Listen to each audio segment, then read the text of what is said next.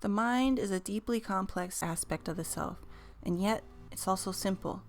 What you feed it grows. What you withhold from it dies. Some of us, many of us, have grown so used to a certain habit of mind that it becomes difficult to break free from it. Life turns into one big swing of the pendulum, from one extreme to the next. Bliss and euphoria turn to despair and misery, and it can happen so quickly. So many people online get caught in the habit of putting on an air of having figured it out, and I don't want to be that person. I am not on the other side of things. And while my last video highlighted the step forward, this video highlights my perspective as it is during these darker days. And that's not to say it's all dark. Things seldom are for anyone. But it's during these times when it really matters to know what's going on in the mind. I've fed my mind so much junk throughout the years, and it's really caught up with me as of late. And I won't go through the laundry list of work I still need to do, but I will say that I've lost touch with myself. And it's easy to do that with all of life's distractions. These last few years have been eventful enough to make anyone lose sight of their goals and sense of self. I've had a rough patch of depressive episodes this last month, and I've been fortunate enough to have the support of my loved ones to get through them. Without the energy to create, it's forced me to sit with my thoughts. And while this is arguably the hardest part of the process, I can now at least make some sense of what is contributing to this depression. As I said before, the mind is something that is built over time, and before long, we've got a unique diet that we feed it.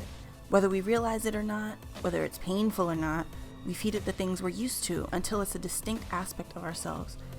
I've fed myself a steady diet of inferiority and self-doubt, and when that pendulum swings, it can have a vice grip on my mental and emotional state, which is why I was pulled to make this video. Things can snowball out of control when the mind takes over, and you can get used to the pain, so much so that you can resign yourself to it, reason that it's simply your lot in life. When you don't have a hand on the wheel, you're taken wherever it damn well pleases.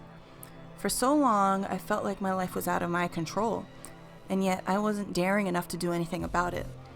I stuck to what was expected of me for the sake of appearances. This is something we all do to some degree, but for those struggling with anxiety, depression, or just mental health issues in general, this is a habit that must be broken. If not, it turns into a puppet of circumstance, void of agency. This is a mistake I've made, and I've resented myself for not doing anything about it for years. I've wasted the better part of my 20s in my head, denying myself experiences or fun. I've let my mind steal my years. But I don't want to do that anymore. There's still a notable part of me that hates herself, and it's hard to erase. It's hard to undo anything that you've done practically all your life. But it's a drug you have to kick. Life is miserable otherwise. All the mean things my mind says about itself, this silent scoff I hear when I'm complimented, that's how I know I'm still in withdrawal. There's no going cold turkey with this. It's gonna take work. It's gonna take constant work. It may even take faking it some days. And in between, you will have good days. You will have days where you seem to have shaken off the devil on your shoulder, only for it to pop right back up the next day. But I've learned that's part of the process. This self that you've created, the self that's self-demeaning and self-destructive, it needs to die. Oh God, it needs to die. And in that dying process, you'll have peaks and troughs. It'll get confusing, frustrating even, but it gets easier as you build a new self to supplement the one that's got to go. Even as I write the script for this video, the old self is saying, this isn't good enough. But I've gotten some wonderful advice. You have to be happy with your best. You have to acknowledge your best. You have to starve that voice out, not give in to the drug of self-loathing. And don't get me wrong, it's a potent drug. Pervasive media and social engineering have ensured that it is. Some days you might not want to get out of bed at all. Others you may feel emboldened and motivated. You've got to take each day as it comes. Teach yourself to be gentler with yourself.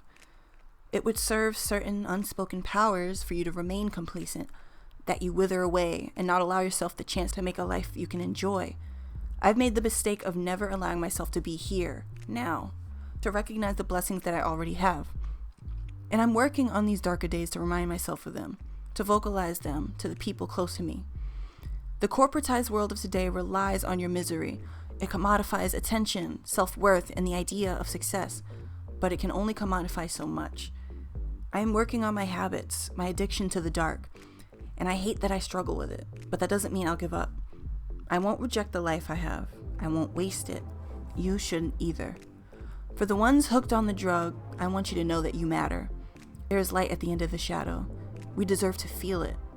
On those days where your rebellious mind attempts to tear you down, recognize it as a lie. Even on the days you feel defeated, even as you break down crying, just try to humor the idea that it's a lie. It may be a strong lie, but a lie is all it is. And you have to remember that. And you have to be strong enough to question it. You can be strong enough to consider a life without it, because it needs you, not the other way around. The thing I've realized is so much of my mental anguish resides in my head. I'm the maker of my darkness. And as its maker, I can unmake it. Not necessarily alone, not necessarily without help, but I am ultimately in control of my destiny, as are you. The day to day is just that. And as someone no longer in her early 20s, what I desire moving forward is to be someone who can simply be where I am, when I am. It's the only way to sort through the mess that's been created, no matter the source. You've got more time than you think. You've got more strength than you can perceive. You've accomplished more than you believe. If you can't say it for yourself, I'm saying it for you. Selective memory will have you recall only the difficult moments, but you can learn to remember the good. Give yourself credit, because it's due. Recognize your agency. Recognize the strength it takes to get through each day. Even the smallest thing you accomplish for yourself today deserves acknowledgement. You teach your mind how it perceives yourself. It's time to wear a new hat, and no matter how long it takes, you will get through to the other side. You know how I know? Because there was a time when we were all innocent, free and unburdened by the projections of the world. Despite what the world suggests, we can experience that freedom again. And for that reason, I'll never give credence to the deprecating things my mind tells me. Not anymore. They'll never be anything more than lies. Even if they scream for my attention, even if I'm tempted to believe them, I won't. I'm taking the complexity out of my mind and going back to basics. I am not feeding it what I don't want it to feed me. And whenever I find myself feeding it that bad diet, I will replace it with something healthier. Will you do the same? I know you can. No one wants to be unhappy, just like no one wants to be addicted to something. But when you get locked in a certain routine, it can be hard to break out. It doesn't mean you shouldn't. It doesn't mean you don't deserve to discover peace. The hard days aren't testament to your weakness, no matter how weak you may feel. They're a reminder that you deserve better.